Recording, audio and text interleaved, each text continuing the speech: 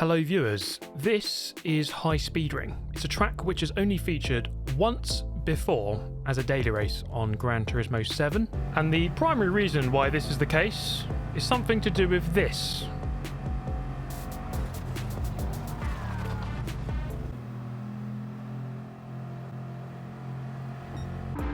Yes, that's right. As you can probably tell, this track has an issue with wall riding, specifically around this corner, as you can see. Now the penalties have been slightly tweaked around this corner. It's incredibly sensitive now, and you won't really get away with much contact at all. Let's jump into a race and see how this plays out. Yes, let's jump into this very first race and work out exactly what's going on here at High Speed Ring. So into turn 2, you can see once again the walls are very much in use around here. So High Speed Ring is a track which is actually an original in the Gran Turismo series. It was way back in the first game, and it doesn't actually feature that much in this game because of the wall riding epidemic issue, whatever you want to call it. This is in fact, as I say, only the second time it's featured as a daily race in the 2 and a bit years now that this game has been released. And as you can probably tell, look at this. Penalties left, right and centre. The guy behind was flashing his lights. More contact. It just is not pretty in any regard whatsoever. So my main mission here really is to survive. Trying to find my way through this pack as cleanly as possible, which, let me tell you, is not easy. This race, for anyone who has done it, I'm sure you'll agree that it was, or that it is, an incredibly messy experience. Look at this Italian come flying up the inside, and to be honest, there's only really one line through that corner. You have to ride the banking high and partially on the wall as well. Now unfortunately, through this final corner, this one is a corner you don't really want to wall ride. However, I did it kind of inadvertently there, and you lose key momentum. This is very much a momentum circuit. Really have to keep your speed up onto the long straight. Look at this almighty group in front. 5 cars battling very hard. One of them getting run wide into the wall unceremoniously, going to kill all sorts of momentum that they once had. And I'm going to move up into 10th. So I started this one 16th, but there's definitely potential here for more. As I kind of get pushed into that, go around the outside, get the penalty. I mean, to be fair, I kept my foot in up the wall, but I was pushed into it. So it's one of those weird things here where the penalties are very present, but they're not necessarily always actually correct. It's quite a fine art to judge it. Anyway, through the final corner, this guy going to run the other one wide. He's got 4-second penalty, so I'm going to push him through. We're going to get past him. And after such a messy race, can finally finish in 11th. Wow, what a messy race that is. We're going to have to do a post-mortem there. Okay, so this is the replay of the race we just did. So this is the leader going into the big banked curve. Let's see what happens. Goes in. And there is certainly a bit of wall riding there. And he seems to pull away. So this is the guy in 5th, lap 2. Let's see what happens. He goes in. He actually gets pushed from behind. This is what happened to me on the final lap. You can get pushed into the wall, and then you get a penalty, whereas the guy who did the push doesn't get a penalty. So it's definitely a bit of a messy race. But it's absolutely and unquestionably this corner which is causing most of the aggro around this track. Here's my move. I'm on the left there. Actually got up the inside, slide it and just slot it in front. Then there's all manner of contact on the exit. I don't think this guy was happy because he was flashing his lights. Now you might have noticed I started dead last for that race despite actually setting an okay lap time. Let's see what's going on with the number 1 in the world. So they're going to come into the same corner, and it's a case of really lightly getting onto the wall. You don't get a penalty for that. Wall riding is still absolutely a possibility here, but it has to be done in a very specific manner. So there's clearly levels to this, guys. Wall riding has reached another level, and I'm going to have to improve my qualifying lap. And it was sitting at a 114.5. However, I needed to really get into the 113s to move myself anywhere up the grid. So first lap there, 14.6, and as you can see, it's really about carrying the momentum onto this straight. You're flat out for the majority of this lap in the Bugatti Veyron Group 4 car. And then it's about judging this one. How can you ride the wall without getting the penalty? That is the fine art, the dark art, I think we should say. And then this final corner is actually quite tricky as well. Annoyingly getting it wrong on this occasion, as you can see. But a lap or so later, setting 14.4, so a slight improvement. Then a 13.9, 13.8, 13.8, 13.7, until I didn't improve on this lap. 13.8 again. So a steady stream of improvements going in the right direction, which was good. And I was working out how to extract maximum speed. You really can carry a lot of speed into this if you get the angle and trajectory dead right into the banking. Eventually coming across the line to set a decent 113.6. That's half a second off the world number one and inside the top 200, 179th in the world. Let's jump into this race. Okay, so even with that lap time, which was pretty good, 5th on the grid, so a bit of work to do. Let's see how this goes. And to be honest, it didn't go very well. As we head into this right-hander, we're going to get bundled wide by the car behind. Why would you go for that move, man? So yeah, not ideal. In this race, you really want to stay out of trouble, avoid the penalties and avoid the carnage, because it really is a very chaotic race. So I find myself now in 15th out of 15 with quite a lot of work to do, and it's not easy when you're off the pack because you don't really get the slipstream and it can be quite difficult to bridge the gap. However, I found myself a slipstream partner in this Spaniard here as we bump draft up the straight, and this is the best thing to do, I think, when you're towards the back of the pack. Let's just work together, there's no point fighting, and try to gain on the cars in front. At least bump this guy into the slipstream of the car in front. And that benefits him, it benefits me, so it works for everyone. As we head into, I mean, I don't even know what we should call this corner. It probably deserves a name, given the amount of trouble it is causing. Comments down below what you think it should be called. But we get the overtake done there. Spaniard actually comes back. Caught me off guard here, and just goes up the inside.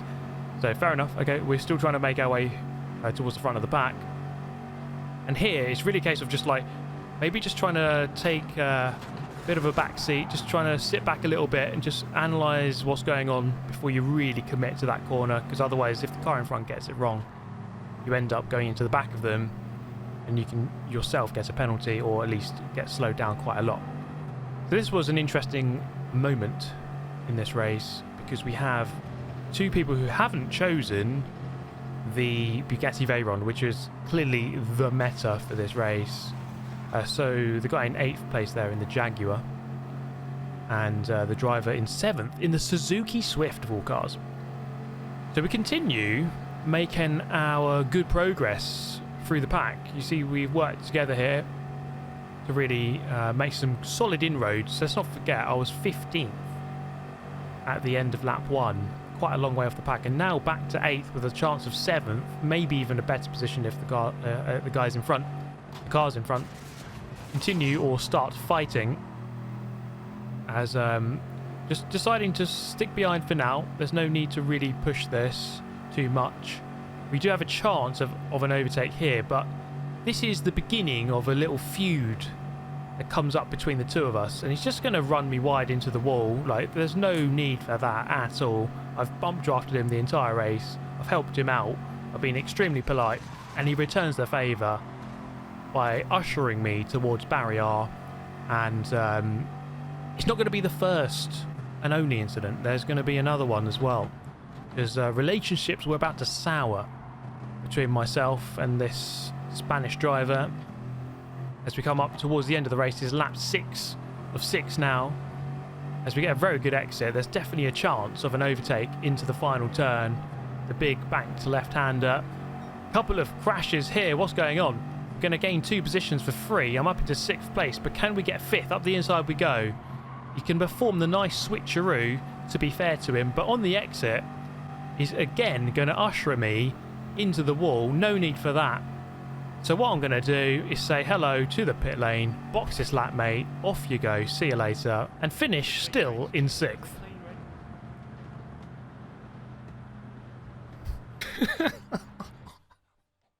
It's a clean race. It was a clean race though, guys. Look, clean race apparently. Clean race. Well, I lost some DR on that one, but it was it was funny. Let's quickly ride on board with the poor Spaniard who boxed unintentionally. So this was the chop across. Pure filth. So I thought I'd go for the, you dive down below, and he switched it back quite nicely. But then there was no need for this, because he's on the inside, just kind of runs me off. You know what? You can head into the pit lane. Oh, we've all wanted to do it, haven't we? Praying for a clean race. Well, actually, we had one last time. Don't know what I'm talking about. Okay, here we go. Clean race, hopefully coming up with no incidents and no unintentional pit lane maneuvers. Anyway, right, into this one. Into the annoying corner, which is causing all the carnage. Again, just trying to sit back, relax, and wait. I think that was my strategy. Because you never know, moments like this could come up where people just start bundling into each other for seemingly no reason. This was definitely one of the more ill-tempered races on Gran Turismo as of late. I mean, there's quite a few of them at the moment, I would say. Every week there seems to be at least one race which is causing a lot of aggravation. But this one is, I guess, just the nature of the race. The fact that it is actually extremely fast, and you do need the fine margins with the bump drafting and the penalties and the wall riding. So the tempers are very much flaring. But anyway, the Spaniard there, who was our best mate in the previous race, getting a penalty, dropping down. I decided, you know what? Let's bump draft this Street Fighter guy and play it really sensible and catch up with the leader. So we did exactly that. It's all about having some racecraft and intelligence, which unfortunately is somewhat lacking in a fair amount of the population here. But we're doing our best, trying to push forward, and the Frenchman gonna get the run here, but not the inside line. So we're going to preserve and keep 3rd place for the time being. So this has gone pretty well. 4th lap, 5th lap now, and just trying to engineer this overtake for the lead. So we're going to bump draft Mr. Street Fighter on the right hand side. You know what, I thought, if you're on the outside, there's the better line to be on into here. So even though I'm behind the Czech driver, I can actually get the run and the momentum. However, fortunately here, I think he gets pushed from 4th place and ends up sliding into me and pushing me into the wall even more. And obviously that's completely my fault, so I get a 1-second penalty. So the stewards are on something, don't know what it is, but clearly not favouring me today. So back down to 6th place. However, it's the high speed ring, and you never know what's going to happen, because the top 3 there, all in a very close-knit group, you can probably imagine that one of them is going to get run wide, and that's exactly what happens. In fact, the guy in front also gets run wide. There's going to be 2 positions gained right before the finish line. So an interesting race, but we fought back to finish 4th. Oh god, this is survival out here. It's freaking wild. It is wild indeed, which is why I had to improve my qualifying lap. The 13.6 was actually very good, but it seemed like a lot of the very top qualifiers for this race were taking part in the race.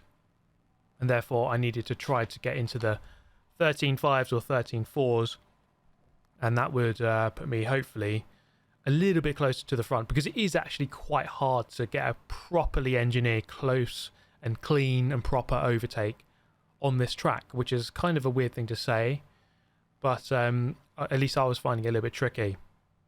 So we set a 13.5 heading into this one, just really trying to work out exactly how much you can get away with. And you see here, catching up with the Ghost. So I knew that I was good there. That was, in fact, a 10th faster than the 13.5 that I just did. So this could obviously then therefore be a 13.4 should we continue this speed to the end. through here is really about rolling off the brake, carrying the speed, back on the power quite early here. You can run wide past the white line, but just trying to keep two wheels inside if we can. And then it's about this final corner, which is quite difficult to get right because you do have to slightly lift. You can run a little bit low at the beginning, and you see there we gain at the beginning or first half of the corner, then just lose slightly in the second, but it is going to be enough. This is going to be a 13.4, and that's going to considerably move me up the order, at least on the leaderboard. As you can see, 52nd in the world, in fact only a tenth and a half away from number 1 in the world, or the top 10. So that was a good lap. I mean, I think if I really pushed that and kept trying, there's a potential for a top 10. It would feel weird to get a top 10 on a track and car combination which requires wall riding. Perhaps that is showcasing what I'm good and bad at. But anyway, into this race. This is the final race of this video, and it turned out to be a very good one. And I mean, not that all the others were bad, but you can tell that they were quite ill-tempered, and I was always involved in something, somewhere. So here, we just got the run. The guy in 4th had a bad exit. The guy in 3rd had a penalty and also a bad exit. So immediately moving up to 3rd, and just look at the radar bottom right of the screen. You can see that, again, it doesn't really look too pleasant. And I'm just glad that I'm not in and amongst all of that. So lots of penalties being served back there. And I think it's just that luck that you need sometimes in this race to move forward. Which is why qualifying is so important. You know, that guy on pole position is just always, or almost always, going to get that clean run, uninterrupted. And you're just so much less likely to be caught up and involved in an accident or a crash or a penalty or something like that. So here, quite early on, tucked into the slipstream, we're going to push Jono through, try to follow him through. And this time, I mean, in the last race I had the outside line, didn't quite work in my favour. However, this time just about done enough to push fully through, such that the guy behind had to settle in behind. So that's the ideal scenario, really, I think. If you're on the outside and the car's directly on your left, it can work. However, there's a very high chance, I think, that they will carry their speed, end up pushing you, sort of nudging you, leaning on you through the corner and giving you a penalty. So over the course of, let's say, 5 or 6 races, you kind of work out what happens, what the trends are, where you should and shouldn't place your cars through certain corners. And I think my main summary of this race is to qualify as well as you can, obviously, but then just to be patient and just let the other people get involved in the contact, and then to work with anyone that you can. So here, I'm going to bump draft Jono once again. If we can possibly turn this into a 2-horse race and get away from the Czech driver behind, that's great. Just gives you an increased percentage chance of securing the win, or at least second. So just trying to be smart about this. There's no point in really going for the lead right this very second, especially not into this corner. It can be done, getting the overtake into here, but it's actually incredibly perilous to try it. Now, I'm just going to go against everything I just said because I've got a little bit of a run here. You know what I thought? Let's go for the lead. Let's try it. And I a little bit overshoot, I would say, especially on the inside line. And he performs a nice little switcheroo. So a good little battle there. Going to continue as we were. 5/10 the gap to the driver behind. So we need to get that really to 7, 8, 9 tenths, maybe a second. And then we'll be clear of the slipstream range. So a little bit more work required here as we round out lap 3, halfway into this race. So it's a much more pleasant race, this one, given that we're away from the trouble. It really does kick off in that mid-pack, let's say from 3rd, 4th to about 8th, 9th, 10th. You know, that kind of area, there's a lot of fighting, and you really don't want to be in there. And we're going to go for this overtake once again, carrying the slipstream, and deciding let's just carry our momentum and retake or take the lead for the first time in this race. He's looking up the inside and quite sensibly decides to back out, slot in behind, and just take second. That is the sensible decision through that corner. trying to go up the inside is just asking for trouble. In fact, he's actually got a penalty, so that directly again goes against everything I just said. You still have to judge that corner right, and it's a weird corner. Let's just say that the penalties aren't always exactly correct. I mean, everyone's wall riding the turn, and sometimes you just get it slightly wrong, and it just feels weird to get a penalty when everyone's wall riding all the time. So it's a strange race, it really is. It's a shame because High Speed Ring is, it's a classic circuit in Gran Turismo, and it's one that I'm happy to see in GT7. It's one I remember when the game got announced and they announced that this track would be in the game. I was incredibly happy that it would be here and that we'd be able to race it online against other people, because of course playing it in the past would have always been single player. But here we are in 2024, wall riding, getting penalties, so maybe you've got to be careful what you wish for. However, we're having fun here. I'm in the lead of the race. The Czech driver was within slipstream range, and that was crucial.